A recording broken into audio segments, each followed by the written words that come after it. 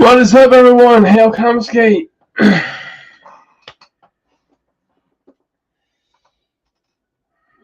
What is up?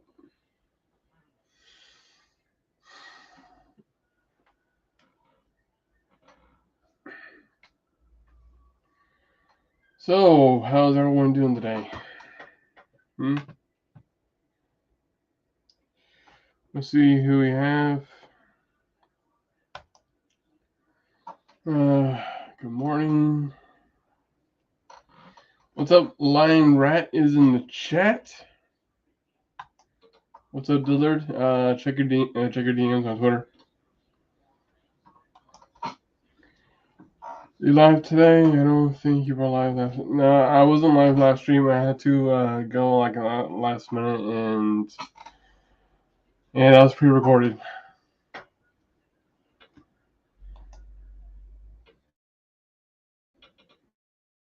Good morning, all.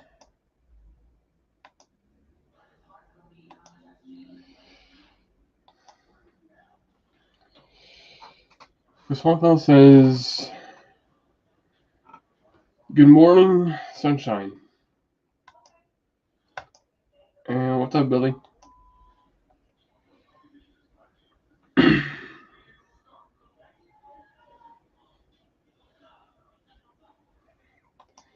It's cool, man.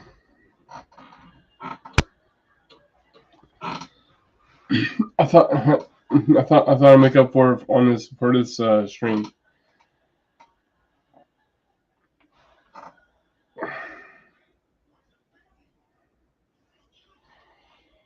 All right, so let's grab some cover music.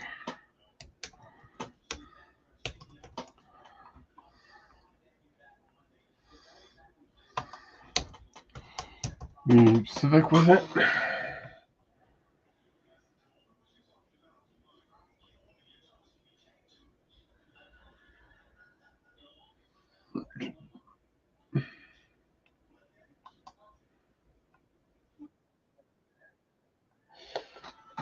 Again, with that kind of music. Huh.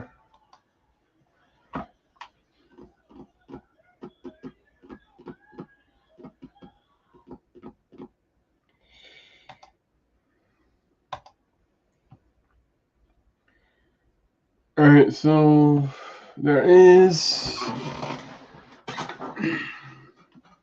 a few things.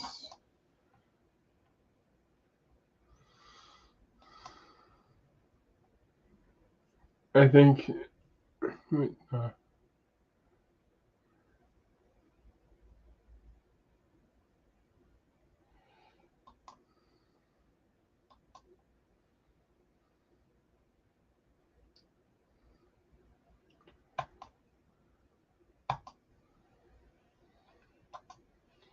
Let's see. Brand the stream was hacked by Skynet that night. Alright, let's see. Where is that music coming? What the?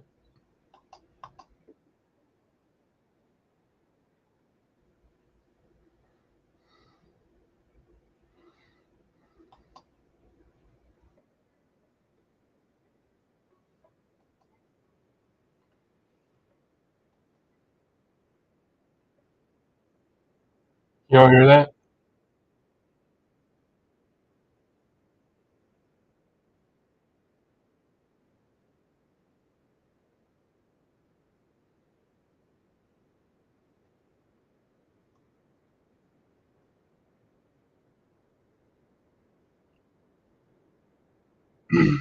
And let's pause this.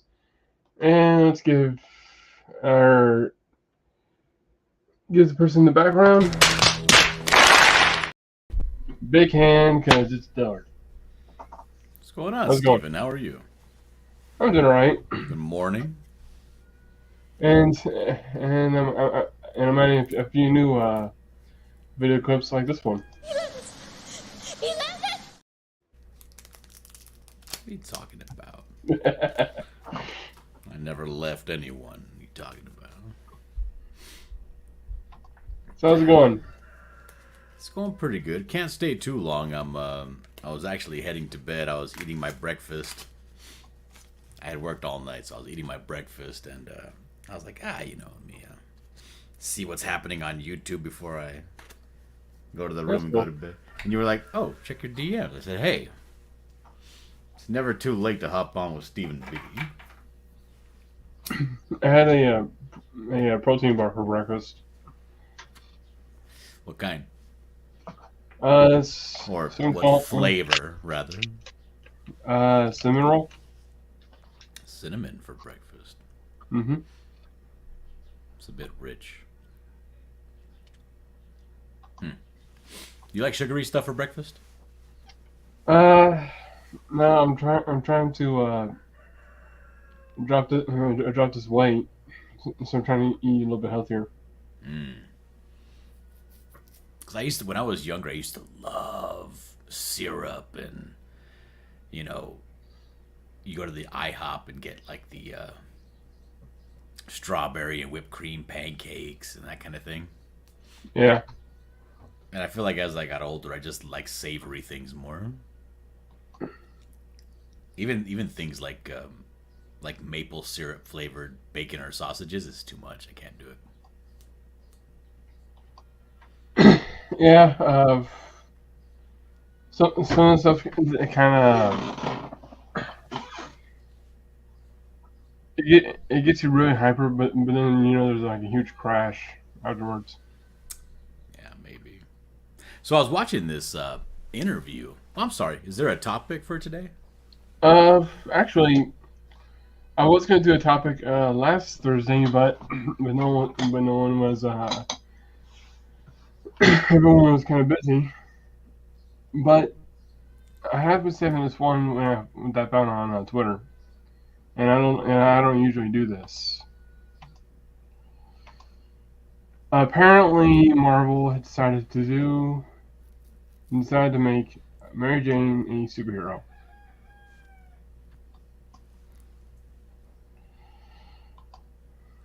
Has she never been one before? Well, she never had powers, and she never needed a costume. And the only time that she did wear a costume and had powers was when she was a Spinneret in another universe, when she was married to Peter Parker. Okay, so this is what you're talking about right now. Is that Marvel, the comics division, has decided to take their 616 universe, their official universe, and make Mary Jane a hero. Yeah, I'm not sure if I can make this any. I'll just do this. I mean, I can see it just fine. So yeah, I don't really see. So are you happy about this? Are you mad about this? I just don't see a point in it because she's a perfectly good character. So you're mad about it? Like they have a character that you like and they're changing her for no good reason. Yeah, I just don't see a reason why they have to change her.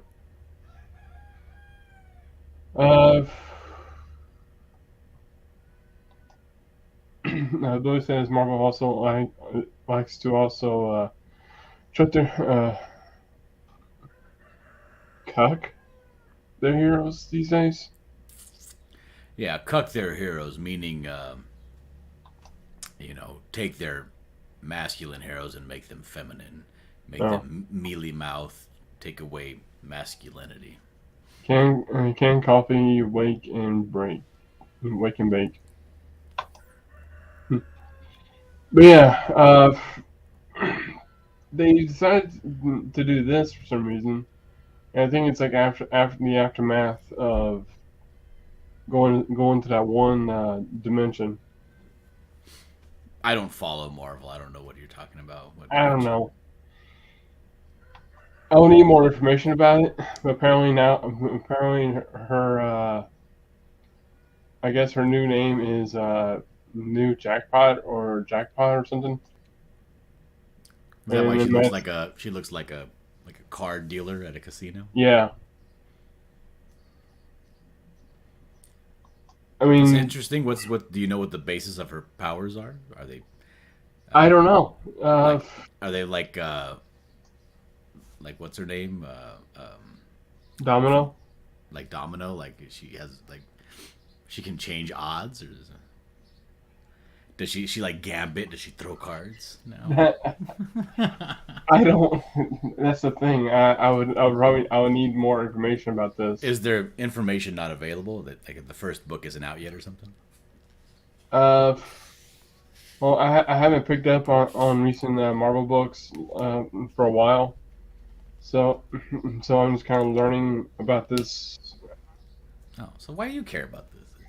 You don't even watch Marvel. You don't even care about the book. I just don't understand why they have to give her powers. Well, they're And running out of things to do. Right? someone commented What are about you gonna this do with some saying, character that like you've done everything with already? I mean, if it were up to you, Steven, what's the Spider-Man story that you've always wanted to happen? "What's the Spider-Man story that always wanted to happen?" Yeah, let's say we take all these characters. Let's say they didn't change any of the characters, right? Spider-Man is still Spider-Man at his core. Mary Jane is still, she's not this thing. She's whatever she is at her core. And May, Uncle Ben's still dead. All that stuff, right? You have your base Spider-Man uh, jumping off point, right? What's Hmm. the story that you would really want to see happen? That's a good question. Uh, Because that's what every writer has to deal with, right? They're sitting there and they're thinking, yeah, okay, now what do I do with this character? What do I do with Batman, right? And then you have you come across an idea. Like, you know what I would really like to see? I would like to see this happen. But then you start to think, well, that wouldn't really work. If I sit and think about it, it really wouldn't work for his character. And then if you were, beholden to somebody to keep true to the character, you would go back to the drawing board, light another cigarette, and say, "Let me think. Let me think of something else that might work." Or if you weren't beholden to anybody, you would then say, "How can I change the character so that this story would work?" Right? And that's what they're doing now. They're changing the characters to suit their stories to make their stories work. And it's pissing a lot of people off, especially when you go around fucking with the 616. yeah. Uh,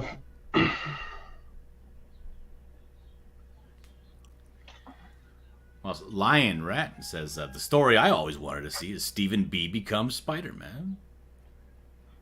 See, but then I'd be like, well, that's not Peter Parker. That's not the real yeah. Spider-Man.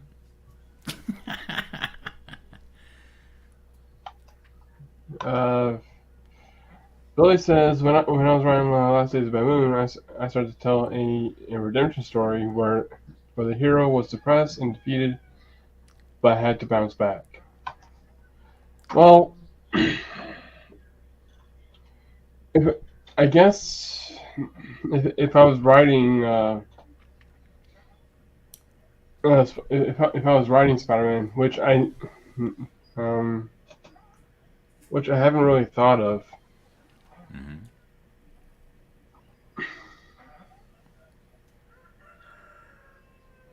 it would probably be uh,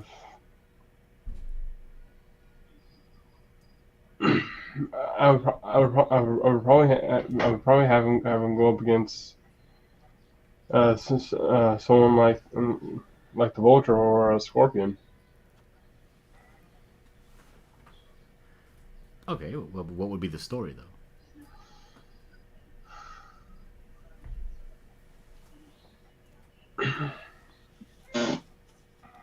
I don't know. I would have to think about that. It's not easy. It's a No, responsibility, it's not. you know? but it is a responsibility. Just because it's not easy doesn't mean it's something that you should trivialize, and say, you know what, it's not easy, so it's not worth the work. I think it is. Billy But the thing says, is it gets difficult. It gets more and more difficult as time goes on, and stories start to pile up to actually write a new story and keep everything that's happened to this character in mind. yeah, Which is why I think it's important to do the spin-offs, to do the what ifs, to do the alternate universes, the not multiverses, but alternate universes. Like if I wanted to tell a Batman story, if you told me, hey, John, sit down and write a Batman story, right? I said, hmm, okay. You know what I would want? I want the Riddler. I want a Riddler story, right? And say, okay, well, hold on a second, right? Being responsible. These are the things that have already happened between the Batman and the Riddler. And here are the stories that have already happened between Batman and all the other villains that you don't want to copy too closely. And then you say, okay, well, then perhaps this is what happens, right? The Riddler, he comes across this, he does this. He's like, well, but wait a minute. In the last Batman, in the official timeline, the War of Jokes and Riddles, which is, I think, the most recent one that involved the Riddler, this happened. So you can't actually do that. And you're like, God, you're handcuffing me. You're handcuffing me, yeah, So it'd be really hard, right, to be 100% true to whatever the again, current lore of the Batman or the Spider-Man. But yeah, I think that Lion Red is 100% correct. They need to create new characters and go we on new do. adventures. Create new heroes, create new villains. Mm-hmm. But I guess actually probably one of the things is first I would probably uh, well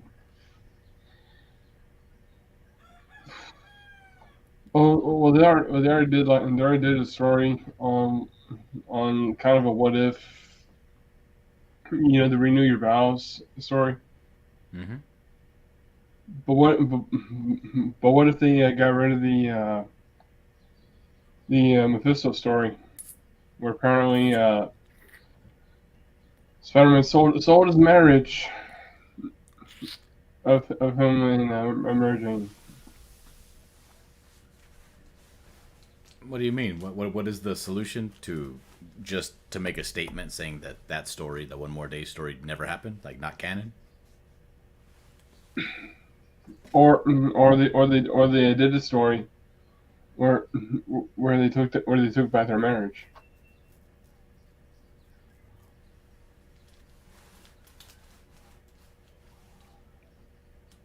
Okay, but like what?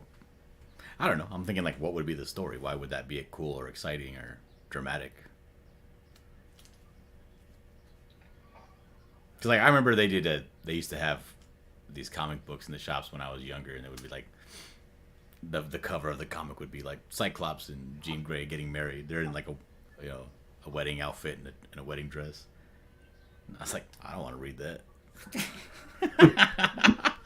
I didn't buy that book. Like, yeah, I want to see something interesting and cool and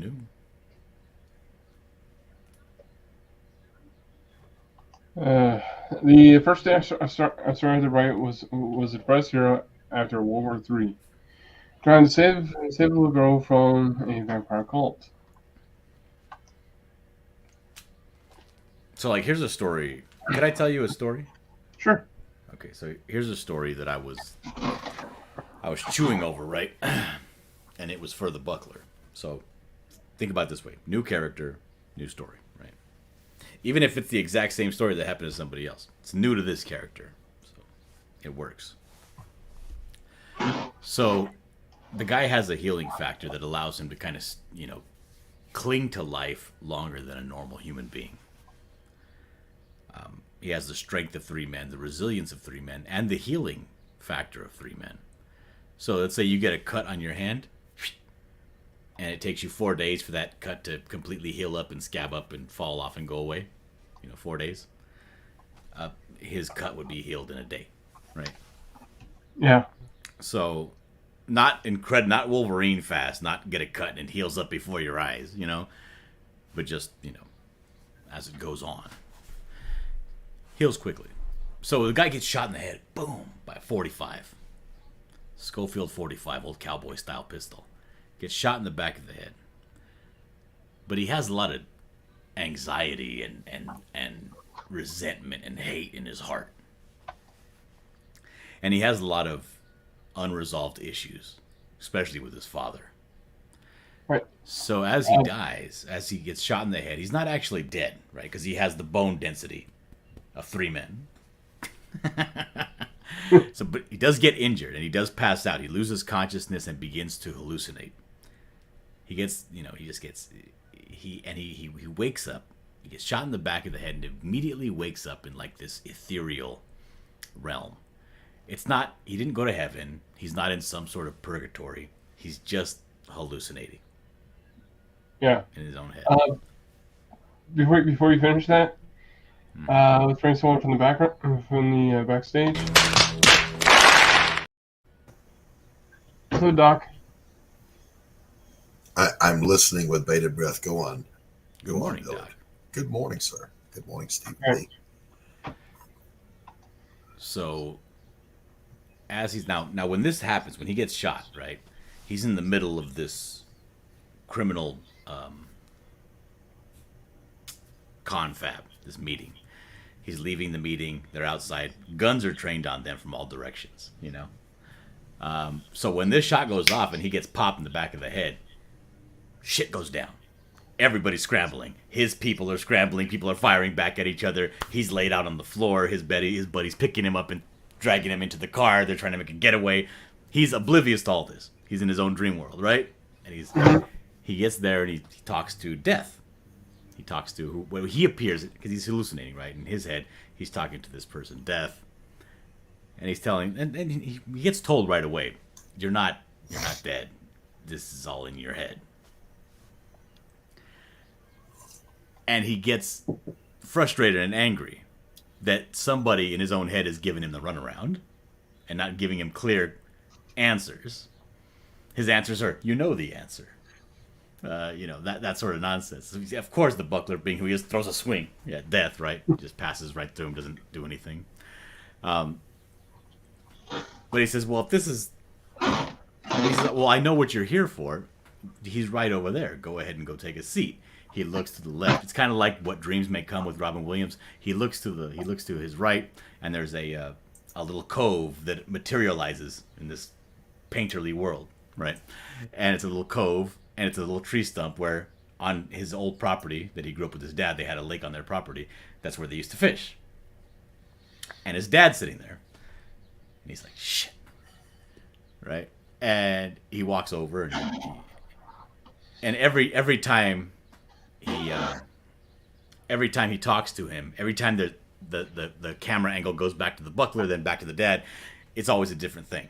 He's a raccoon with a human body, or he's an old crow wearing a straw hat, and a stick pole, and it's always something different every time. He's constantly morphing and changing.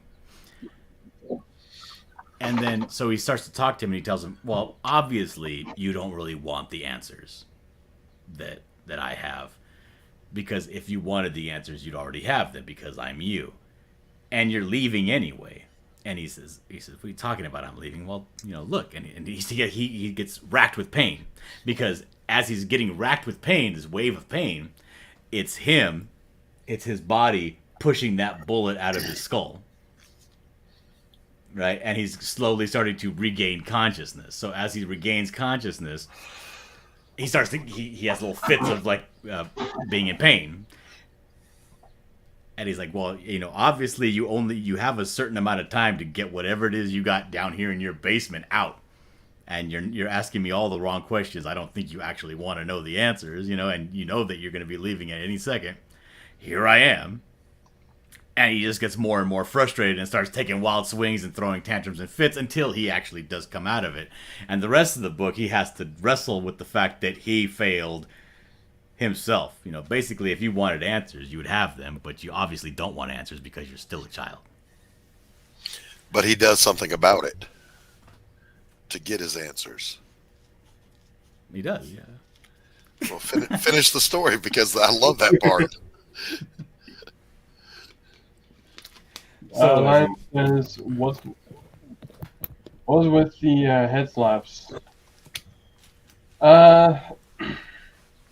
It's just Steven being quirky. He wants to show something funny, a funny clip. That's all. Yeah, and plus, I don't have an intro video. a main intro video for everyone. So as he comes to, he's in the van. I love this part. He's in the van. His buddy had drug him into the van, and they're already halfway home, right? Mm-hmm. But they're flying down the alleys and the streets of the city, and they're heading towards the harbor area. Because across the harbor, you got to cross this bridge to get to. I got the Butler's World all mapped out. So you got to cross this bridge to get to the other side of town, on the east end, to get to the Butler's Bait and Tackle shop. That's what they're headed back to. But before they get to the where the river cuts through, you know, the Butler wakes up and startles the driver, who is this guy named Moose, and he looks back and he's like, "Jesus, you're alive, you're awake, right?" And he starts laughing hysterically, right? He's like, no, fuck this, fuck this. He's cussing, he's muttering, he doesn't know what he's talking about, so he's getting kind of freaked out by the Butler in the back. And the Butler's like, nope, he's resolved. I'm not playing that shit no more. You know, in his own self, in his heart, in his gut, right? He doesn't want to believe that he doesn't want to have his own life figured out. So he's like, nope. So he goes to the front seat, opens the door up, and chucks his buddy out the car as he's driving. And he takes the car as they're on this on-ramp about to get onto the bridge, right? And he just makes a right instead, and he busts through the barriers and does a fucking jump and hits the pylons straight on, and basically, you know, gets himself into a major car accident at like 60 miles an hour, and he immediately dies and goes back to his hallucination. Because he wants to figure the stuff out, you know? That's when you're determined to get your answers at all costs. and that, by the way, and I'm not even kidding, this is the beautiful part of that storytelling. That tells you all you need to know about the character and his tenacity. What is he willing to do to get what he wants? He's willing to do anything as long as it's his way. Exactly right. Exactly. That tells you all you need to know about the character. Yeah. So, like, that's the first part, right, of a 4-part story. But that right there... Is that already drawn, John? Did you draw this already? Hell no. I have parts of it drawn. Okay. When I have ideas, when I sit down and I have ideas, I'll draw those parts out. Well, let me ask you a question. I'm going to ask both of you guys because you're both storytellers. Okay. When you're working on a project, and let's say you've either scripted it out or you've plotted it out first in writing. Mm-hmm. Do you jump ahead because there's just a scene that's gnawing at you and you really want to get it down on paper and draw it? Of course. Mm-hmm. Okay. I was just making sure I wasn't the only one. Because that's basically how, because I would call myself, instead of an architect, I'm a gardener, right? But I'm both, because I won't actually call my story finished until it's all done in my head. And until the story's done, I got it all. And then when you start to write it out, you have your idea and you have your story. And when you start to write it out, more ideas come. You make changes, you make edits. Yes. I'm going to take this out, move this around here.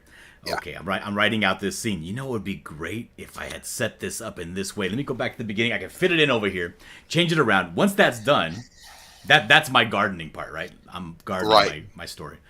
Then it's done. Then I give it to somebody to massacre.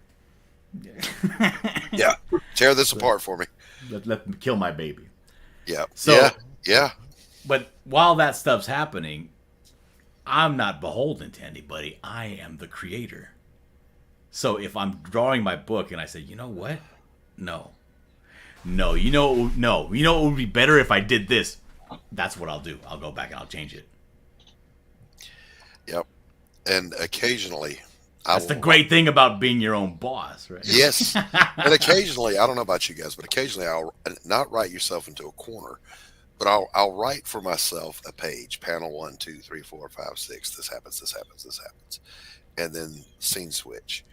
But then I'll go, that's not enough. That didn't get me where I needed to be on that page. So then what ends up happening is I've got another half page of panels to finish that thought process, that scene, whatever it may be. And then I'm stuck with this half page of dead space. And I have to wrap my brain around, what am I going to do here to get to the next scene? That is the only writing obstacle I ever run up against. And it's like, you just want to go slam your own head through walls. Like, how did I write myself into this predicament? And how do I write myself out of it? Yeah. One of the ways on how I write is first, I'll start with the beginning of the story. Let's bring Crystal Legends as an example. If no one has, actually no, that's probably not a good idea. All right, you know what? I'll bring another story that I have that I've not written yet. But I'll tell you the beginning and somewhat of what happens in the end. I had this other character where she has a bit of a PTSD from being a top secret agent that was experimented on. The beginning of the story is that she ends up becoming a detective, and she has to go through her life with that. She learns one of her friends from her glory days was killed. Finds out who did it, and at the very end, the guy she finds, I think I have where she kills him, and takes over the agency. So I already have a beginning and end, and I work on what goes into the middle to lead up to the end.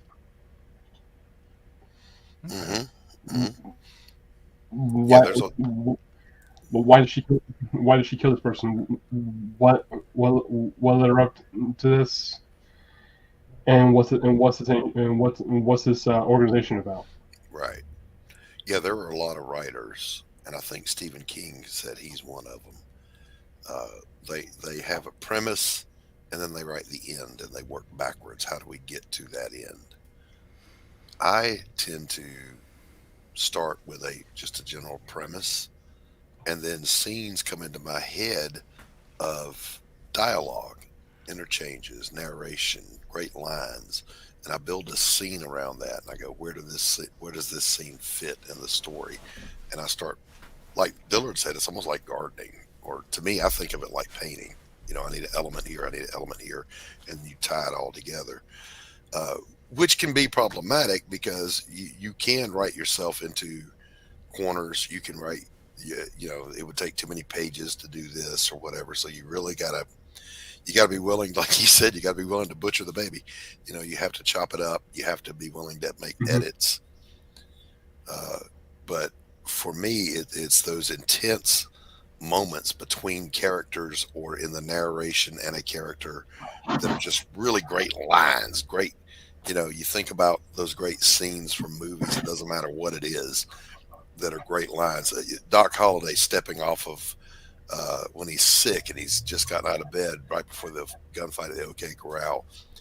And Doc, you know how to get tied up in this. That is a hell of a thing for you to say to me. That one line, bam, you know, that builds that scene. So that's kind of the way I write. Yeah. And it changes everything. Like, though that one line changes from, this is a buddy of mine, to, no, I consider you somebody that I'm willing to die for. And the fact that you would question that, that is a hell of a thing. That's a hell of a thing for you to say to me. That's right. That's right. Basically, do you not know who I am. Basically, like, if somebody were to tell you, "Oh, I didn't know you wanted to come," like, fuck you. Of course, I wanted to come. Right. Do you not know me? That's what he's saying. Who do you think I am? No. What he's basically saying is, I thought that me and you had an understanding. Like, right. Right. Do you not know who I am? He's saying, even though I was on my deathbed and I should be laying up there dying, I'm going to come out here and catch your back because that's who I am. And I thought you understood that. Yeah. He says, what the hell's all this I've been hearing about? The clans and McGlowry's gunning for us? Yeah. Yeah. So, Doc, what do you think about this? I think that is absolute putrescence. It's poorly executed. It's a terrible design, and that ain't Spider-Man. So fuck off. It's Mary Jane, No, and apparently her new superhero name is Jackpot. And Jesus Christ. And if you all know how she was first introduced. Yes, I get the joke. Yeah. Yes. Let's face it, you hit the jackpot, Tiger. Look, yeah. Mary Jane's superpower is being sexy as hell and supportive of Peter Parker. That's it. And she's already a badass on her own. Yeah, she doesn't need, this propensity of people to take existing properties and warp them into something that it was never intended to be, could never be. It takes the hubris of it all. Just blows my mind. Ethan has said because hubris is slippery slope. Yeah, I mean, we've all said it. You're supposed to be a steward of these toys that you're playing with, and you should return them in the same or better condition than you got them. You're not supposed to break them. Remember Sid in Toy Story? He broke toys and put them back together all fucked up. And in his mind, he thought he was being creative, and it was just a horror show. That's exactly what these people are. They're Sids. That was a good analogy. I remember the spider toy he made, and what he had for the head of the spider was an old baby doll. Yeah. That was a pretty. And as a boy, I thought that was the coolest toy. I thought that toy was way cooler than a baby. It is, but was it better than the original Spider? There was no Spider. It was a baby put on an Erector set. Yeah. That's what I'm saying. The original Erector set probably looked cooler. Yeah, no doubt you're using creative energies to make these abominations, but is it an improvement? So someone commented about this and saying it would have been better if she helped Peter kick Mephisto's ass and actually get their marriage back, so that May wouldn't just sit there in the darkness waiting a century to return. Or it would be better if she just stayed at home or out on a photo shoot somewhere being her normal sexy self, because that's all she needs to be. And I think what led up to this is when they went to that dimension. Apparently, they turned her a villain, and now she's a superhero. Bless you. Yeah, it's. Look, I posted an article, and I predicted it over a year ago now. The pendulum is swinging back the other way. All these major corporations are laying off their DEI people. Uh, you're getting the pushback against the woke teachers and woke school systems. It will eventually, I think, make its way back into pop culture to get away from doing all this stupidity. Um, the question is, will it happen before they destroy it or after? Who's got the roosters? Me. I have them too, but mine are already done because it's later here. All right, and Crystal Legends is where's I keep forgetting where all these tabs are. There we are. There's 53 days, and and the reason for the 38% is because I asked to bring the funding down to 500. So I'm generally not ready. So I don't think I'm ready for the 1800 just yet. We'll get you there, Steven. We'll get you there, Yep. buddy. So if anyone hasn't backed Crystal Legends 1 and 2, the link is down in the description below. And yeah. Yep, we just got to get more eyes on your project, Steven. That's all it is. Yep. Billy Power Mac says people are tired of watching their heroes get destroyed. Exactly right. Yeah. Exactly. You know, it's you let your little brother or your little sister play with your toy and they break it and then they hand it back to you and expect everything to be cool. No, you get your ass beat for that. Ask my brother. Like someone takes his figure, breaks his leg off. I'm like, sorry. Yeah, or they put a Barbie leg on it. That's when I say, get out.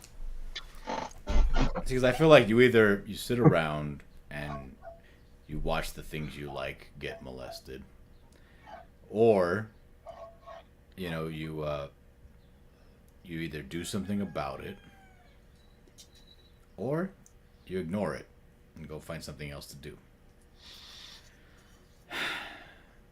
I don't personally. I don't have the desire to argue with people who don't have any intention of listening. Right. Yeah. And you come like they say in the Matrix, you come to me without without power. And you're asking for something without anything to give in return. You have no power. There's no reason for anybody to listen to you, nor would they ever want to listen to you. You come to them and they have malice in their heart for you already before they've even met you. Mm-hmm. You're not changing their mind. You're not Right. going to make any kind of difference ever. Not ever. You don't matter. So you go and you do your own thing. I wanted to write a story, and so I wrote a story about the Buckler. Yeah. And if you notice in the Buckler, it has some fights in it. It has some physical altercations. But that's not the story that I wanted to tell. And that's a real tough thing to do. It's real tough. And I think I succeeded 75%. Yeah, especially when you've got a main character that's wearing tights and a mask. Everybody expects rock'em sock'em robots, you know. They don't expect in-depth storytelling, emotional or psychological. So yeah, you're right. And the thing that I found myself confusing myself about was, I love the old superhero stuff, Silver Age comics especially, but I have no desire to do a superhero book. My first book is about a witch. My next book is a film noir, because these are the things that interest me. These are the like toys I he's wanna talking play about with. how people get tired of watching their heroes get destroyed. It's not like you get like getting tired is not like, I guess, maybe the correct word that I would use. And I don't even know the word that I would use, but it's almost like it robs you of your peace, like to keep thinking about it. There are these videos that I was watching one of these videos, and a guy named Darren Wagner comes to me and he's like, hey, Have you ever seen this video called Audit the Audit? And you know those people that go around telling the police, "I got Yeah, my yeah, right." yeah, yeah. I've Okay. seen Audit the Audit. Yeah, Well, there's another channel called Audit the Audit where they go back and they just kind of get the interactions that people have, the auditors have with the police, and they kind of go through it and see what was done right, what was done in bad faith, what was done whatever, and things like that. right. I cannot watch those videos because I will watch them all day, every day, and lose sleep. Right? I have such a, I guess, like visceral reaction and hatred. All right, I'm being called away. I'll be right back. Okay. For corrupt police, right? I literally, it gets my dander up to the point where I want to do physical violence. And so I can't, and because I can't do anything about it, it's a video on YouTube, right? You get frustrated. I get frustrated, I want to hurt somebody, I want to do something, and I can't. And that's the kind of content that they want you to be. They want, because it's different for everybody. For me, that's the kind of videos that I can't watch, because I know if I watch those videos, I will become a hateful person. Hmm. All day, every day. Yep. So, for other people, it might be what they're doing to Spider-Man. For other people, it might be what they're doing to Thundercats or whatever. You know, something. Cinema. For me, yeah. For me, it's. I get really upset when I see people taking apart or taking their authority and abusing it, and I can't stand watching videos about people hurting children or No, or or the elderly. right. Hey, Timothy Olsen, what's up? Yeah, I agree. I can't So watch. I stay away from it because I can't do anything about it. I stay away from it. I don't want to know about it. I put my blinders on. I can't watch, even though I do. I should say I can't watch without being impacted. The live clips from Congress and whatever, because here's what it boils down to: it's this is great theater, and it makes for great YouTube videos when this person catches that person and blah blah blah blah blah. But what are you doing about any of it? The hearings that are endless, they're useless. I actually wrote to my representative and I said, "Hey, yeah, that was a great YouTube click you got, for your comment in this hearing. But what are you doing about the issue?" And and I never heard back from him because you're not doing anything, and I find that frustrating. So it's like, okay, I watched enough of this for the whole week. I don't want to see anymore. Mm-hmm. Oh, Timothy, the protesters attacking people, the Antifa, the BLM, whatever, when they're burning their own communities to the ground, and the shoplifting out in California. I can't watch that shit because I think there's a visceral part of all of us that are right-thinking human beings that if you saw that guy running out the door with an armload of shit stolen, you just want to punch him in the mouth. Yeah. Oh, Pops is here. Hey, Pops. He says they don't know who owns the White House cocaine, but if they found it in your house, they would know whose prints those are. Yeah. And I find it hard to believe that anybody in the White House could do anything without being surveilled, period.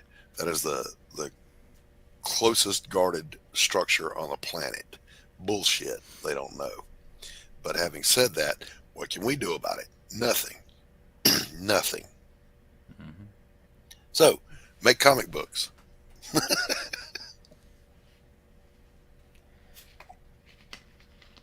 I went by this RV that was parked on our street in the cul-de-sac area where people like to, because it's an empty open area next to the river, people think that it's just, I can just park here and live here. This will be my new house, right? So, occasionally I have to go by and say, so how long you planning on sticking around here? Why? You got a problem? We're already having problems? I would like my kids to be able to go out into the street and not worry that there's some sort of a homosexual pedophile that's going to snatch them into their RV. Fucking move along.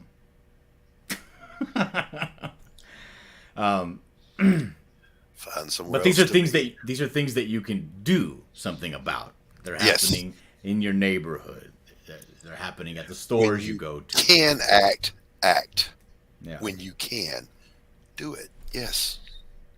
So I see something happening, I go, But I'm not sitting there when I go to the when I watch a YouTube video and I get that I'm frustrated because you're powerless, right? You can't do anything about it. So when I see something that I can do something about, I don't get that angry because I know I could do something about it. I'll probably do something tomorrow, right? What's up, Happy Jack? Hey, Jack. So, I got your package, by the way, Jack. Jack sent me a package of a bunch of cool shit. Nice. I'll do a reveal maybe. I was going to say you got to do an unboxing on that stuff. Well, I already opened it, but I'll do a reveal of what was inside. Nice. A lot of cool stuff. I had an anxiety moment, by the way. Talk about the creative process, not the process of a creator creating things, the process of from start to finish getting a book done. I'm working with a publisher, Anthony Romano. I sent the last of the edits out to him. I lost the tracking number receipt, and I'm desperately trying to reach him all week long. Did you get the pages? Did you get the picture? I haven't heard from him. That is so anxiety inducing. This represents hours of work. Finally got him yesterday. Anthony, what the fuck, man? Did you get the pages? Yeah, I thought I told you. No, had you told me, I would be blowing up your phone in concern. Yeah, Timothy says, and the other frustrating thing, of course, is whatever happens in the video has already happened. There's nothing you can do about it. Yeah. And when you can't and the reason, and here's another thing, there's some things I can watch people and not get upset, doing a lot of things that would upset other people. It's all very personal, whatever, gets your dander up. And because I've had, not the greatest relationship and experience with police, I don't have problems watching policemen get beaten up in videos. I'm like, I don't care. It's like me watching videos of cholos getting beaten up. I couldn't care less. What is a cholo?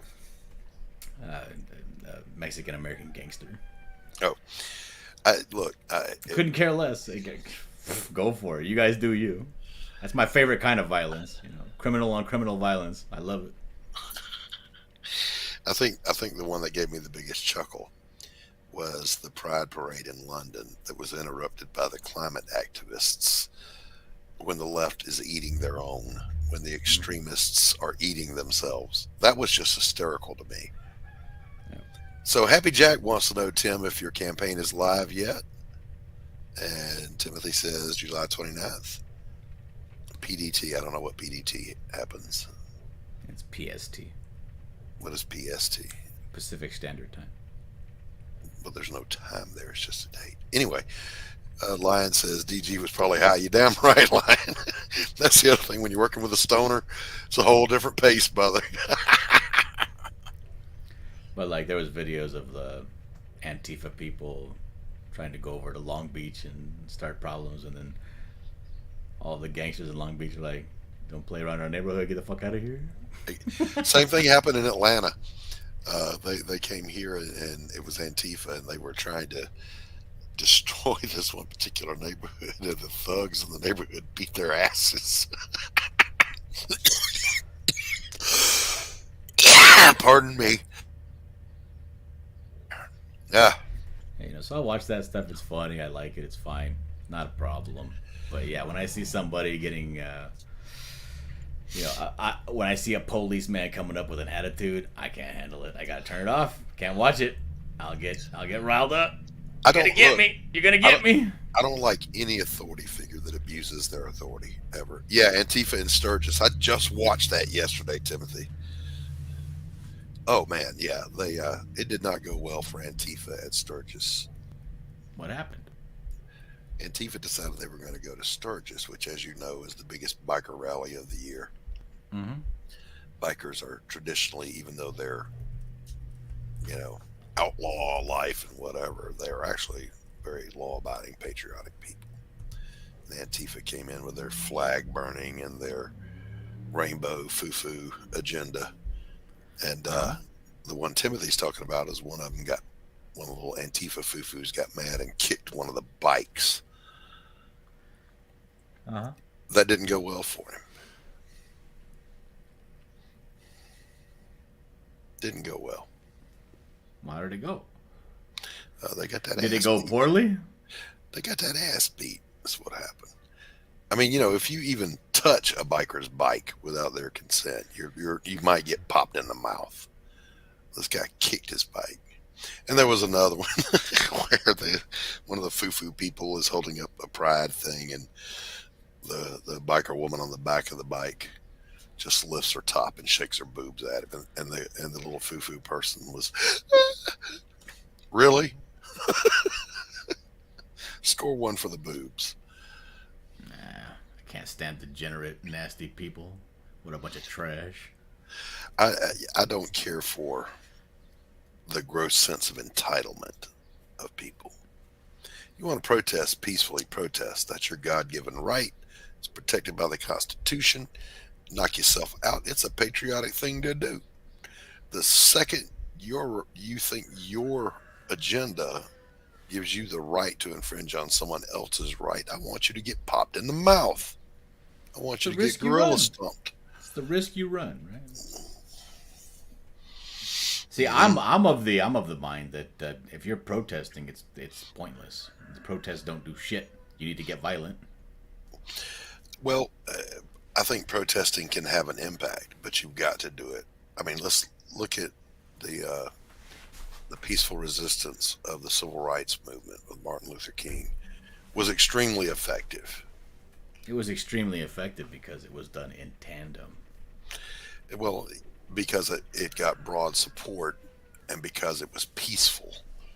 They weren't giving anyone a reason to oppose them. By the way, I was always curious, and I found the answer to this a few years ago. Why didn't the race riots and all that get bad in Atlanta? And I found out that Because there's only one race in Atlanta. That's why. well, no, it was because the civil rights leaders met twice weekly with the guy who ran Hartsfield International Airport, Coca-Cola, all the major industries in Atlanta, and they worked together to figure out how to keep things peaceful, and it worked. Oh, Billy says he thinks you're secretly in Antifa, Dillard. I'm back, and what happened? Dillard's not an Antifa, and I can tell you how I know. Because he doesn't have a scraggly neck beard. He actually has enough testosterone to produce a real beard. That's how you know he's not Antifa. Well, I shaved my beard off. It's barely coming back now. That's what I'm saying. You know, you ever seen those Antifa Looks all goofs? patchy. I look like Joe Dirt right now. if you've ever seen the Antifa people, they look like friggin' I don't even have the words, and I'm a creative person. I can't think of the words. They just look malnourished, unloved, bitter, skinny. Yeah, but have you ever seen some of these conservative people? Like, look at Risey Lee. I don't have an opinion on Risey. I just know that conservative women are better looking than leftist women. That's true. I don't like women with tattoos. Cool that I miss. Hey, what? No, it's just, the thing is, I can't say like, oh, one side is tougher than the other. Probably in general, like in a broad sense, yeah. But every side has weenies. Every side has tough guys. Yeah. Timothy Olson says the Portland mayor refused to charge any. Yeah, none of the people that participated in Chatter Chop went to jail. None of them. I remember I was in high school. We had this guy named Nathan West. He was a big old dude, right? Half Native American, half something else. I don't know what he was. Big ass dude. He was a skater, stoner, but just a big burly dude. Dude, he was one of us. He was a burnout. He was a skater. He was one of the guys that hung out in the areas that when you don't want to be seen, what you're doing is where you hang out. And he was one of those guys who he was the tough guy. And because of that, he was, he could go up against the jocks and everybody else and just lay them out. I've seen him lay out like 4 jocks in a row, like bam, bam, 4 hits, 4 knockdowns. Like damn. He may be whack like us, but he's a tough guy. He's one of them. Mm-hmm. Same thing with the jocks. They had their scrawny, skinny guys, spindly guys. They couldn't do shit. Every group has their ups and downs. We had a guy that was he was just shot out. His name was Ricky Jones, and he's a legend. He was one of those kids that in the 5th grade had a full beard, and he was hot. 5th grade, god damn. That's what they 5th grade. He was like he would talk to you, go, hot damn, Ricky mad. I mean, that's how shot out he was. I don't understand what the term "shot out" means. What does that mean? Oh well, I'm about to describe it for you. Ricky called me one time. He said, "Hot damn." That's how he said everything was hot damn. Hot damn. Pick Ricky up. I said, "What you need, Ricky? You need a ride?" Yeah. I said, "All right, where you at? Home? Well, where's your house?" Hot damn. Dirt road, dead dogging road, Rice Krispies on back porch. See you in 5. Click. It doesn't really help. And I just cracked up like, but you know how country Doc is. He knew exactly what he was talking about. No, I didn't. But Doc was there in 4. We were cruising the strip, and the cops pulled over the car in front of us, and Ricky was in the back seat. So we pulled over too. We wanted to watch, and the cops, all you boys get out of that car. So everybody got out except Ricky. Ricky's sitting in the back seat, just staring at the seat in front of him. The cop knocked on the window. "Hey, boy, what's your name?" Ricky said, "Hot damn, not know what to talk about." But I said that to bounce off of what you said. He was also freakishly strong.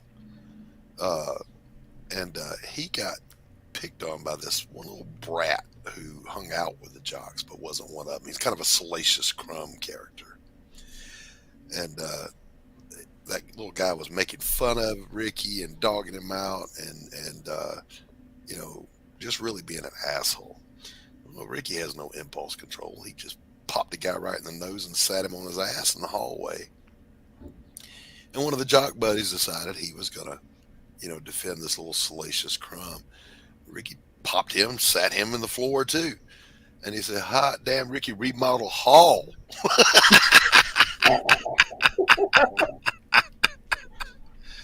I have no idea whatever happened to old Ricky, but he was something else. So, I think what I meant to say, or where I went with that story when Doc came in, was that just because, what the fuck is that noise? That's what I was wondering. Somebody's cutting the grass at Stevens. That's why he muted himself. Oh, but like just because you have a story that you want to tell, you don't necessarily have to tell that story with one particular character, right? He was talking about changing Spider-Man, changing the characters, and we had a conversation about like whether or not you have a character, you have a stewardship over that character, and you have a story you want to tell, and you say, well, I can't do that story because that would fundamentally change the character, right? Right. So you have 2 choices, right? You could say, well, let me sit back, have a cigarette, let me think of a story that will work with this character. Or you could say, well, let me change the character to make it fit my story. But there's a third option. Introduce a new character, and that will be the story you tell that through. Mm-hmm. Just because, I really want to do a Batman story where Batman is a little bit more abusive than normal. Psychologically, right? Don't change Batman. Bring in Jean. What's his name? Jean Paul. Azrael. Azrael. Bring in a new character. Create a new character. He do could take that over thing. the Batman mantle for a while. He could just be a new sidekick. He could actually be another hero in town running alongside doing other things. You tell the story through that. You know, you can there's other ways to go about fucking shit up for everybody. Yeah, yeah. Well, there are other vehicles to tell your story with. Don't co-opt something to tell your story. If you got a good story, tell it. Good story is a good story. You don't want to let a good story go to waste. Exactly right. And the Batman Broken Back Azrael thing, I know a lot of people got Iconic. sideways about it. No, but it was iconic. The I thing thought it is was this. a good idea. The Batman Broken Bat thing is, it's not that it was a bad idea or a good idea or whatever somebody would think at the time, because, you know, feelings change, emotions change. Sure. But it was a good story to tell. And Yes. and you can only bear that out. That's only become obvious with time. Right. And how memorable it was, and how people still see the iconic images from that story, and Right. it floods back to memories. And you're not gonna know that at the time. It might be contentious at the time. You don't know, but as time goes on, it will bear out whether or not. I remember most people reacted favorably to it. It was a good story to sell. Yes, it was. Hey, Mr. Yanafui. I was gonna say that I thought it was a good story arc. It was a good thing to do because it also touches on a different thing. It's like, how long can someone who's just a normal human being do what these people do without getting a serious injury? You know, and it happened to Batman. And of all the things, the Ben Affleck Daredevil movie, which was pretty sucky. But when they had him come in and it shows him get in the shower and he just pops a bottle of pain pills and chews them like they're Pez, and you see all the scars all over his body, I thought that was a great scene. That tells the whole story of a driven person who's normal and can be hurt, but he just keeps going. You know, those are stories worth telling to me. Like, I thought, like, even small stuff. Like, I remember when I was, God damn it, Steven. Sorry. The lawnmower. I'll just constantly mute myself whenever that happens. Cool. No, but just small things. I love, even this is small things that people put in movies or stories or something. Like, I remember I used to go every day when I had really bad back problems. When my back was getting thrown out like every month and a half, I was out for like a week, right? And I was like just constant fucking just agony, kind of the kind of shit where you're like, you can't get out of bed, you kind of like lay on your stomach and push yourself out of bed, and then you kind of stack your spine up like this, and you use the walls and the kitchen counters to kind of move real slow. And I was still working at a warehouse, right? And every day I would go and I would have this thing called the Ninja, right? It was like a fucking back bar that would go across my back with 4 Velcro pieces, 2 that went over the shoulders and then 2 across the belly, you know? And I would just have to get it, put it down, and then actually ratchet it, tighten it up, you know? Just to make my back immobile so that I could stand. And I would still be sweating, but I could stand and not fall, you know? Right. So I could stand on the assembly line and pack boxes, what I was doing, you know? And then first break, I would like, I go and take more pills. I take some muscle relaxers and take some more pills and then go back. And so, like, I was like, when that was happening, like a couple of years later, the Batman movie came out, the third Nolan movie, the Dark Knight Rises, and I see it's just a little tiny piece where Batman's in the cave and he's putting on that thing on his legs, like, God, to kind of separate the joint of the leg a little bit so he doesn't have that impact on his knee to knee, you know? Right. And I was like, God damn, that sucks. But it's something like that where it's like, that guy's dedicated. That guy, because you kind of feel a little bit of pride, right? If you're hurting but you still go to work, you feel a little bit of pride with that. But, and you probably shouldn't. You probably should just instead take care of your body. But, but because of that, when you see him doing something like that, you're like, you know, he's going for it. I get that. He's going for it. Dillard, said Mr. Yanafui. I don't know why that surprised me. It fits way too well. Yanafui thinks and visualizes everything as a video meme. And I like that. What's up, Lorenzo? Hey, Lorenzo. Rick Piper as the Joker. And that's the thing. That's the thing that I've been kind of harping on ever since I came into CG. And that's I come from a culture, not me personally, but I'm very closely associated with a culture of Mexicans, right? And we have this style of storytelling on TV called novellas, telenovelas. And what I love the most about telenovelas, they call them Mexican soap operas, but it's not correct because telenovelas have an ending. Right. Self-contained And stories. You don't get greenlit on your novella until you give an ending. This is the story. And then, okay, let's tell this story. They put the money behind it. And they tell 3 years of stories. But there's an ending they're getting to. Right. And that's what I think, should be happening. And even if you have an established character, I'm taking the character, I'm telling a story, I'm going to tell it for a couple of years, and then that's it. That's the run. The manga. One of the big reasons that people love manga is because manga has an end. Most mangas you read end. There's what is it? There's 2 that never end. Naruto and One Piece. That's it.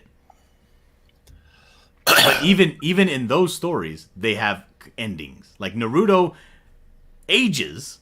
He's not like Spider-Man, who's perpetually in high school. He ages. He has a son named Boruto, who is now an adult. So even though Naruto has been going on for 20 years, he's also 20 years older. Right. So Donde it's like está mi hijo? Mi hijo. Mr. Yanafui. ¿Dónde está mi hijo? Mi hijo. Mi hijo. ¿Dónde está mi hijo? Was ist das? ¿Dónde está? Where is what? Where's my baby? Okay, I think the lawnmower's going for a little bit. All right, I'm going to get some coffee now that you're back, Stephen. All right. So I think that, Steven, if you have a story, have an ending. Yeah. Because even yourself, you're going to write. You may think, I know what's happening in my story, but eventually you're going to write yourself into a corner. Because you can't keep all of your own lore straight. After you get past, 3 books, it's going to start getting tricky and dicey. You're going to say, then after that, this happens. And then somebody's going to say, well, hold on a second. In the very first, installment of this story, this happened. How is he able to do this when that happened? And you're going to be like, it's a superhero book. Don't worry about it. You're going to start making the same excuses that Marvel and DC have made. You know what? We're going to do a retcon. We're going to start off. We're going to do the new 52. We're going to start from square one. We're going to do it all over again. I'd rather just have a story, have your character, have the base starting jumping off point, like we talked about with Spider-Man, right? The jumping off point. And tell a new story. Completely unrelated. Throw canon out the window. Right? But this set of stories, this from 2023 to 2025, when my story ends, that's the canon for that story. Yeah.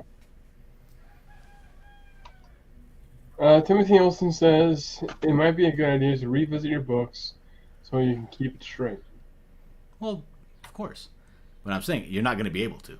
After you got 30 years of established character, you're not going to be able to revisit all your stories to keep that canon straight. It's impossible.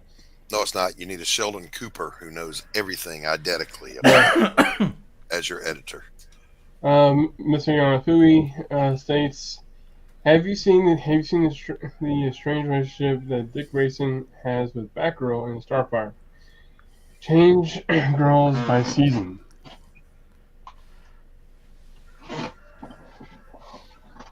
Yeah, Robin is a problem. Okay, Robin's a little boy. Even when he grows into a teenager, he's still a little boy.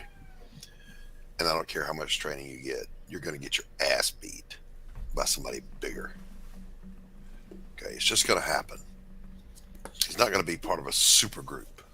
It might not happen the first 2 times, but the 3rd time it will.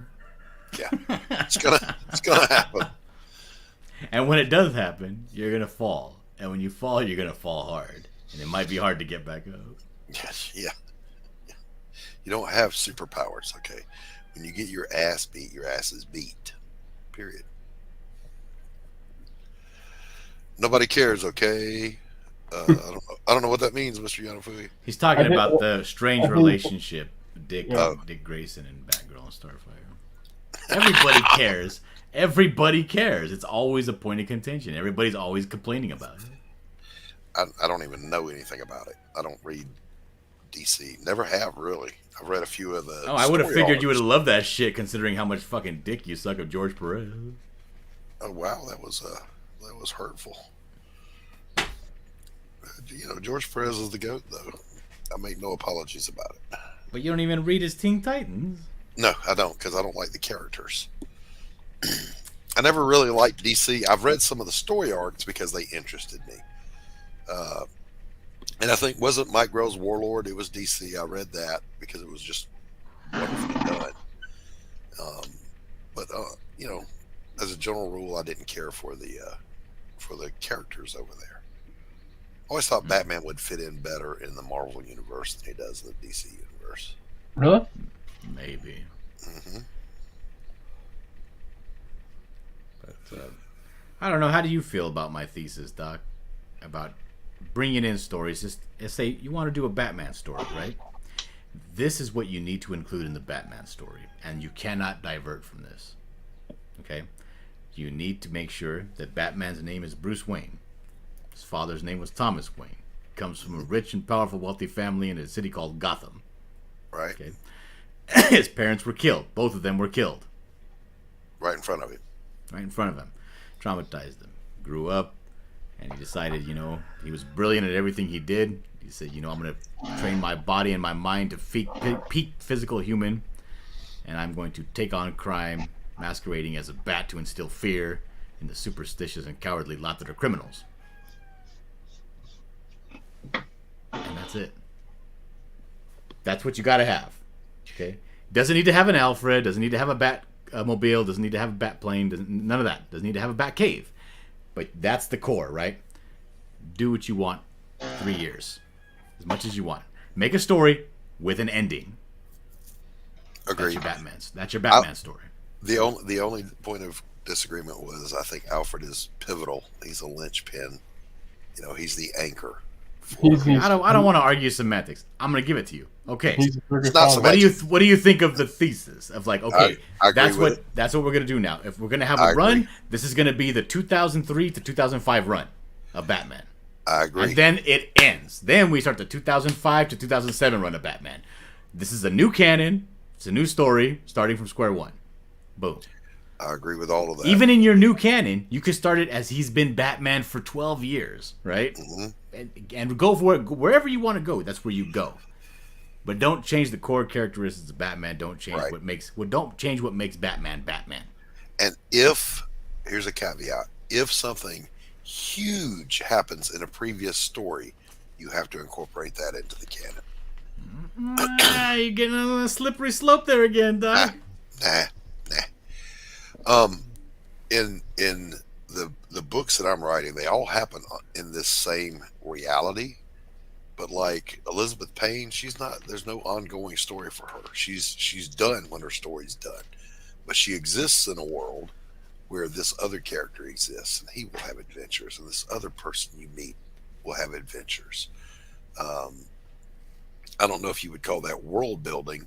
I would just call it a self-contained story box, is how I think of it. If I establish that X is true in this world, then it's true across all the books, whether this character's in it or not. Like what? Hold on, I was reading the chat. Like I'm for sorry. instance, what?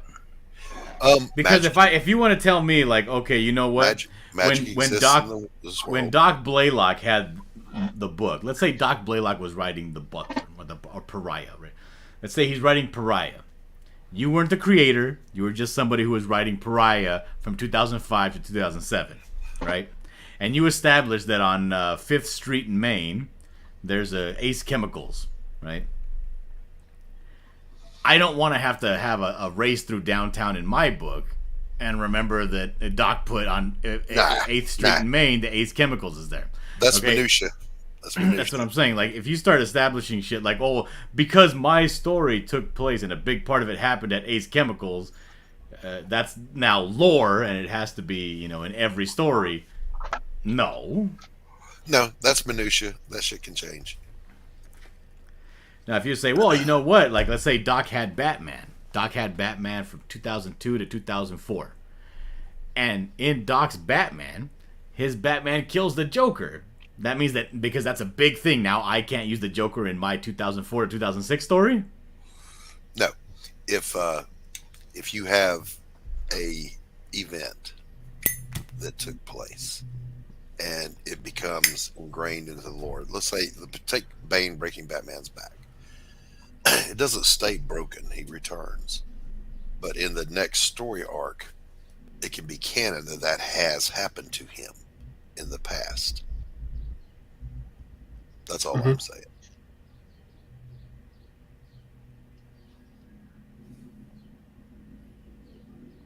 And you're looking at me like a chicken looks at a card trick.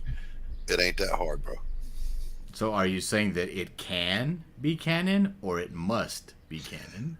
I'm saying that it should be, unless you've got a good reason for it not to be. Yeah, it's my story. It's brand new. Well, if you're in my office, I'm the editor. I'm going to go, that's not a good enough reason. And here comes the lawnmower again. Timothy says, Killing Joke was never meant to be canon, but it became canon. Now, see, I don't know enough about that. So is that what? Batman when a story becomes so popular that it gets canonized, yeah. That it becomes headcanon to everybody. Yanafui says, in the latest Batman story, he finally gets to sleep and becomes happy and gay. The end. There you go. Now here's what I would argue on a completely different tangent. It's been my argument for years. Two people were wronged and they were billionaires, so they invested their money into fighting crime. Tony Stark and Bruce Wayne. Let's just face it, Tony Stark invested his money better. Why? The Iron Man armor versus a bat suit.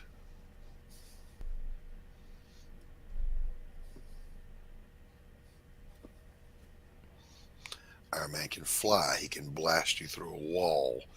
He can track you. He can do all these things with his technology because he invested his money in it.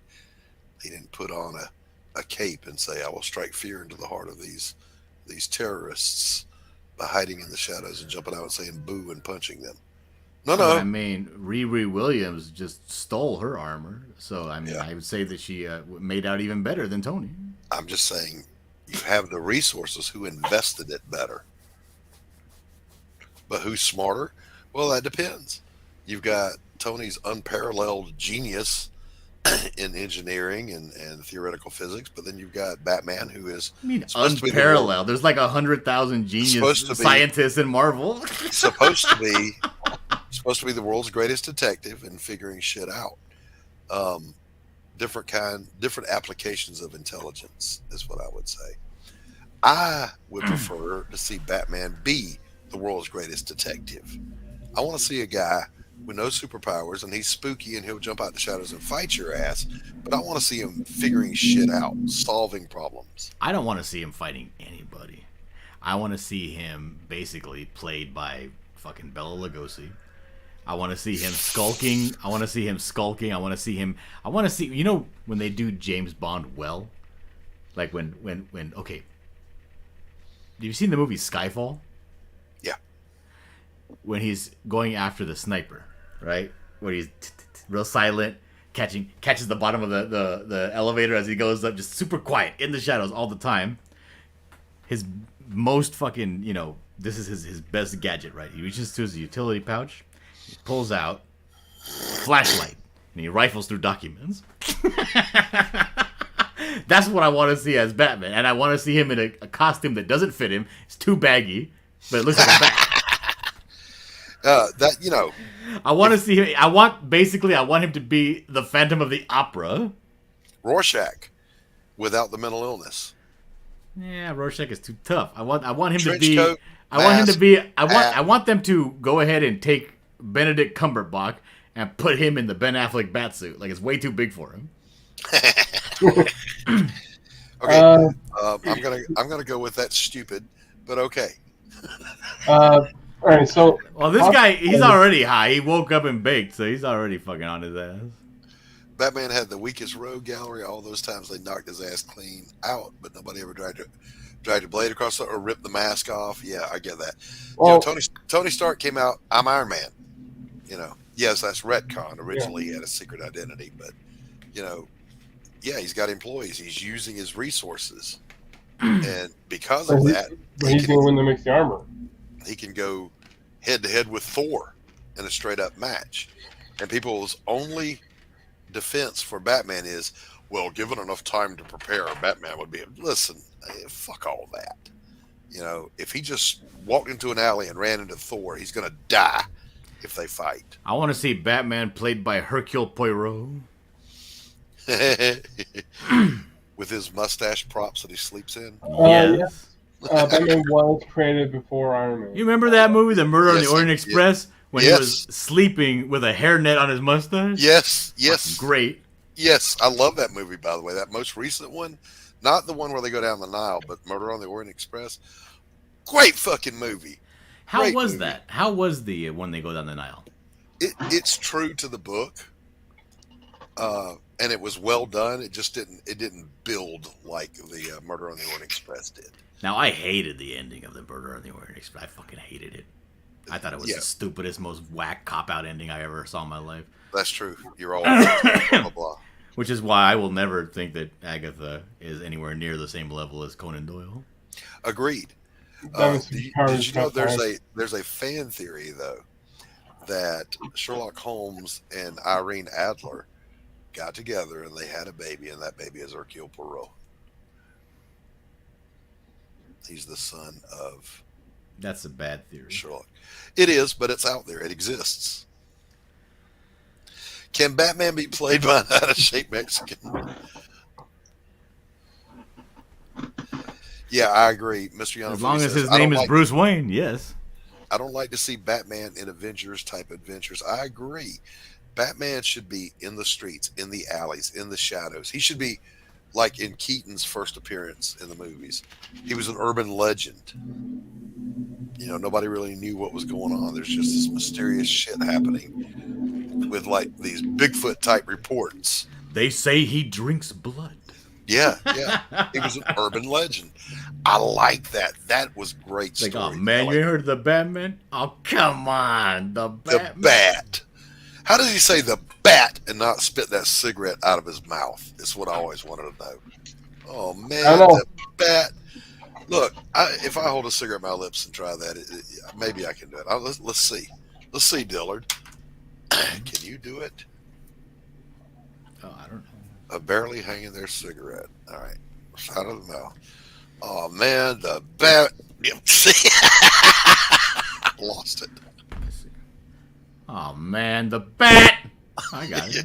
Yeah, he did it. He did it. And KSS is here for the first time. Yeah, KSS says, I always heard that Nero Wolfe was the suspected love child of Sherlock Holmes and Irene Adler. That's another theory. Hey, KSSS, happy birthday, brother. Good to see you. Happy birthday. Yeah, fuck that dude's birthday. Shigama. Shigama hamana hamana hamana hamana. Fuck your birthday. I hope it's your last one. Oh, Dillard.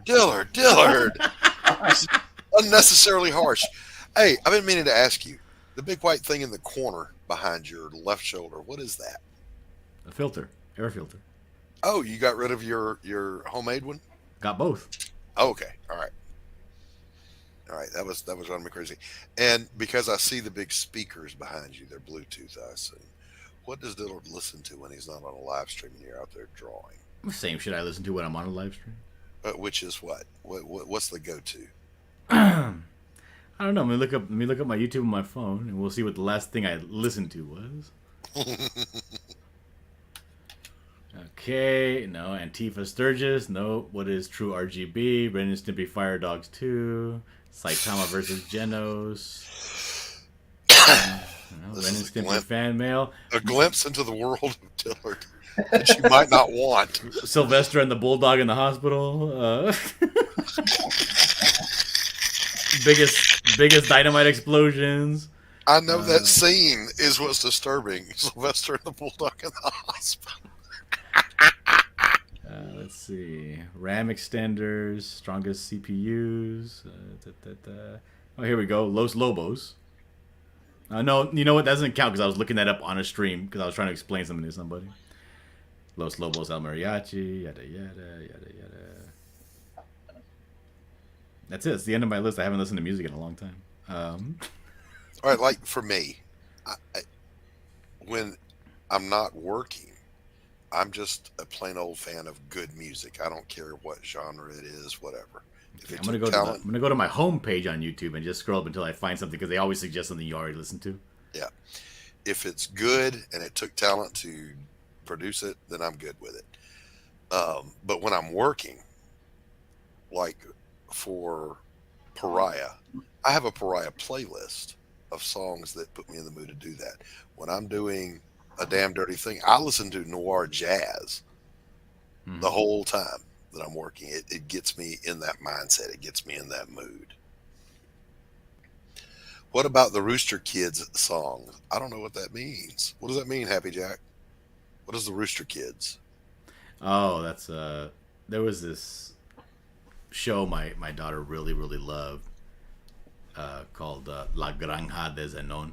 Zenon's Farm, what it means. And there was these little skits, little musical numbers that they would sing. But they were great because they had all kinds of double and triple entendres, and it was very adult themed. God, I haven't listened to anything in a long time. Bunch of conspiracy, cryptozoological stuff, researching computer stuff.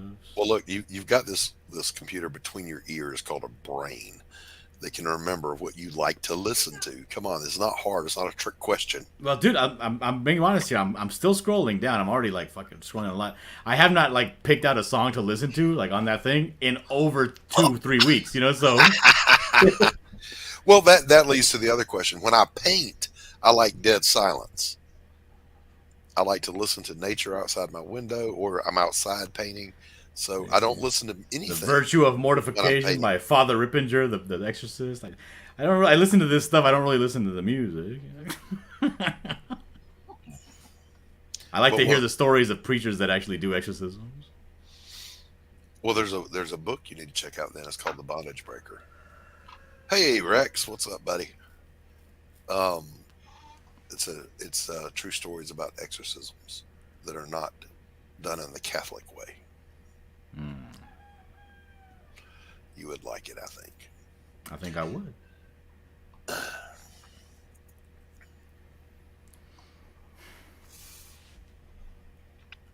Well, I don't know. So, but there's only one song that I like. It's not like a song that I listen to unless I'm like really feeling it, right? But it is like a song I always go to, and it's Old Dirty Bastard, Baby I Got Your Money. Okay. And I play that song a lot. Whenever I do play music, that one's always on there at some point, maybe twice. But I don't know. I really like gangster rap, not because I promote and enjoy violence, but because I love, especially like the lyricism of Ice Cube or Old DB or Too Short, because they paint little pictures in your head of funny things, when they talk, which is kind of like why people like country music, but I just think I'm not a fan of rap does it better. I'm not a fan of hip hop. I love gangster rap. That's it. I'm not a fan of any rap. With of course exceptions, I did like some of Tone Loc and Run DMC from way back in the day. But like, you ever heard of a group called Project Pat or 3 6 Mafia? No, but I was going to ask you a question.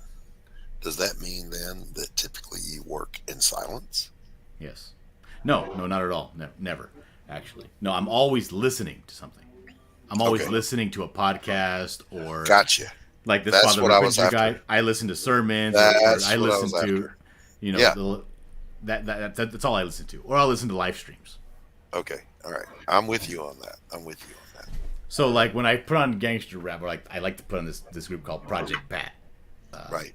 and there's a song called Baby Mama, and the song is basically it's an opera. It's a guy and his baby's mama in the courtroom talking about how the other one ain't shit. He's like, "Is my baby mama, and she always broke." You know, and then she'll come in and sing, "Is my baby daddy?" You know, all this, and she be talking shit about him. Is It's there great. is there a not because the lyrics match, but because of the mood it creates? Is there a theme song for the Buckler if you had to pick one? Yeah, probably Me by Sting and Eric Clapton.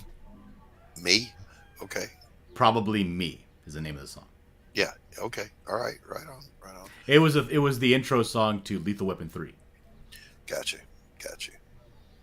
That's when I think of the Buckler. That's his theme song.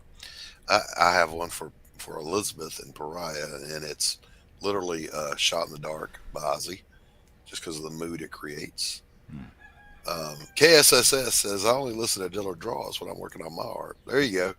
Timothy Olson says, "I was listening to Calabrese Be My Death Cult on YouTube just yesterday as I was writing."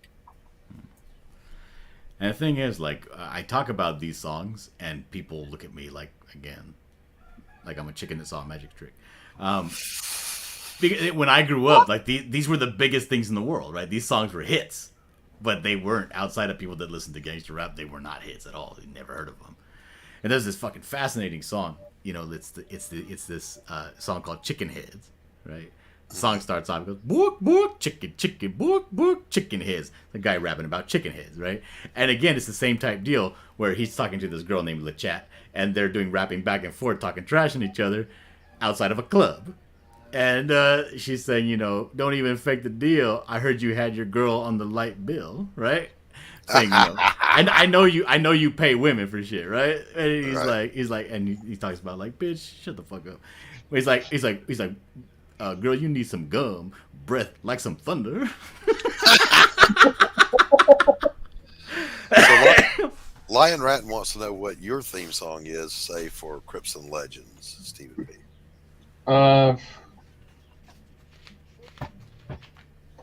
I had one, and I don't have pencil. It's going to be something youthful that I won't know. It's called "Own Little World" by Oh Little World or Only the World? no Own. It's "Own Little World." I can't find my iTunes now. Own Little World. Okay, I got you. Yeah. All right, so here it is. I'm gonna read these lyrics to you. Right, this is the guy talking trash on this lady. He calls her bald-headed scallywag. Ain't got no hair in the back, because basically, you know, because she's wearing a weave. She bald-headed, she got no hair in the back. It says gelled up and weaved up. Your hair is messed up. Need to get bout a hustle miss shit. Get up on the loot. Run to beautician. He said, basically, you're jacked up looking. Go to a beautician, right? And he says, you stay at your mammy's house and keep a smart mouth.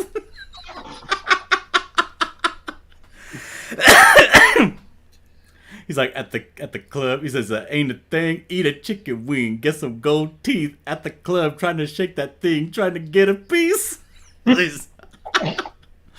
then the girl comes in, and she says, "Yeah, you like my outfit, don't even fake the deal. I thought you said you had your girl on the light bill." And he says, "Always in my face, talking this and that. Girl, I had to buy some rims for the Cadillac." He's asking her why he don't have no money right now. He has spent his rim. He bought some rims for the Cadillac recently. And then she says, "Yeah, your ride's clean, but your gas tank is on E, and you're stepping out, ain't got no decent shoes on your feet." And he says, that's just my meter broke." His Cadillac, he's not on E. His meter's broke. And he says, "Anyway, the new Jordans feeling be coming out. So I don't got new shoes right now because the new Jordans are about to drop. You see? Then she says, I hate to see you in the club. You're mobbing with a mug, knowing that you're riding with your boy. You nothing but a scrub. He says, yeah, you're coming over here and you're acting big shit, but you came riding with your buddy. You're not even in your own car. And then he says, yeah, but he was getting me. Like, I'll get you this time, you get me next time. He says, he was getting me. That's when you hated on me. Because when I got up on your ring, you damn near faded. When I started hitting on you, you got all flustered because I'm such a big pimp. And then she says, oh, I near fainted. I sure did because I was drinking on that yay.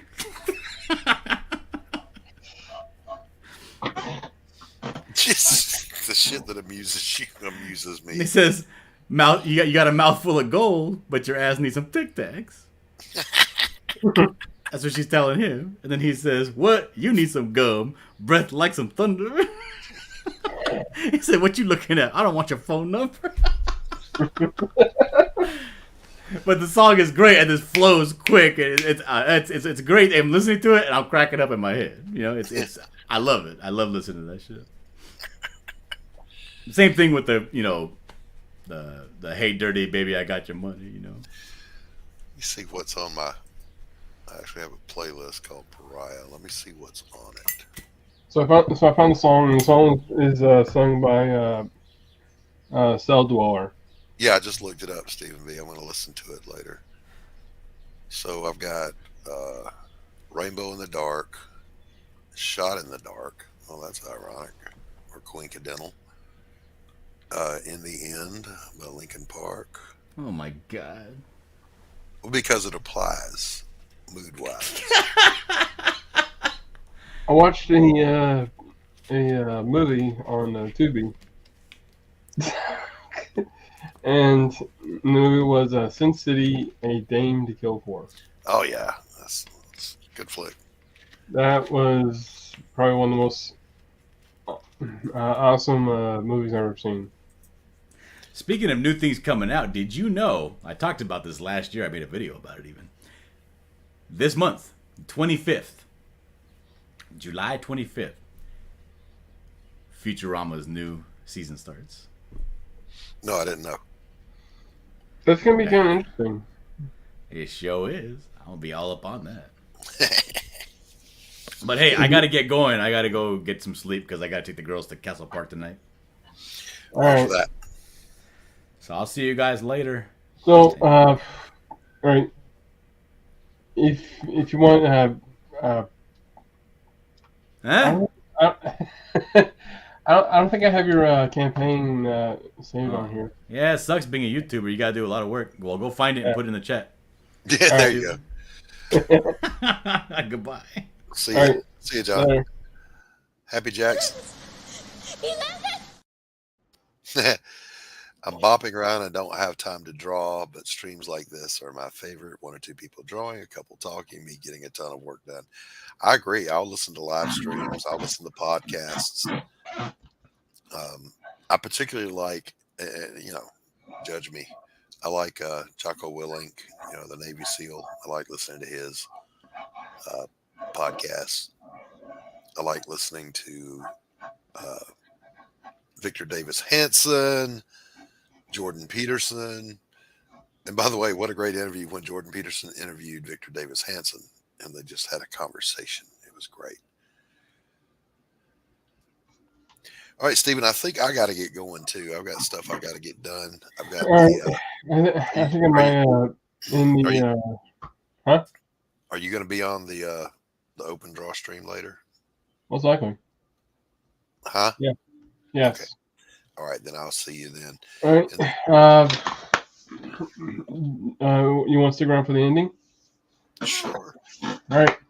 So I want to thank everyone for joining me on the panel. I want to thank Doc. I want to thank Dillard. And this was an interesting talk, even though I probably missed like a third of it. but we did point our views about the new Mary Jane. She's not new, but honestly, I know, not my characters. It's Marvel's, but I've read about these characters for a while, and it's like, why? Just make a new character. Anyway, uh, what's the verdict on Mary Jane? Blech. They should, in my opinion, they should have kept her the way she was. Just leave her alone, man. She was already everyone's favorite character. And what else? Don't forget to check out Doc's. Actually, the Doc's Prime Blood and Mud is closed. Please correct me if I'm wrong. It is closed. It's closed on Indiegogo, and I don't think we're going back to Indiegogo. Never. Anytime, Going back. yeah. Don't forget to check out what's the A Damn Dirty Thing A on damned dirty on my thing. comic, and also if you are We're not yet on Fund My Comic. yeah, There's an independent there's a sign sign up. up. So If you, yeah, go ahead, Stephen. I'm sorry. sorry. Also, if you want to come by and say hi, you want to see me in person, you can in the next month at Infinity Toys and Comics Convention at August 19th, 2023, over at the Osceola Heritage Park, Which is which is in it's in Kissimmee, Silver Spur Lane. which It's is in in Florida. Yeah, it's in Florida. Mhm. Yeah, you literally can't miss it. It's like a not a stadium, but actually it's kind of pretty much like a stadium, I guess. But anyway, again, I want to thank the chat for joining in. And if you're new to this channel, please don't forget to hit that subscribe button and the notification bell for anything new if you want to see more. And don't forget to hit that like button. Smash it, break it, I don't know. And what else? Oh yeah, keep drawing, keep it fun, and until next time, I'll see you later.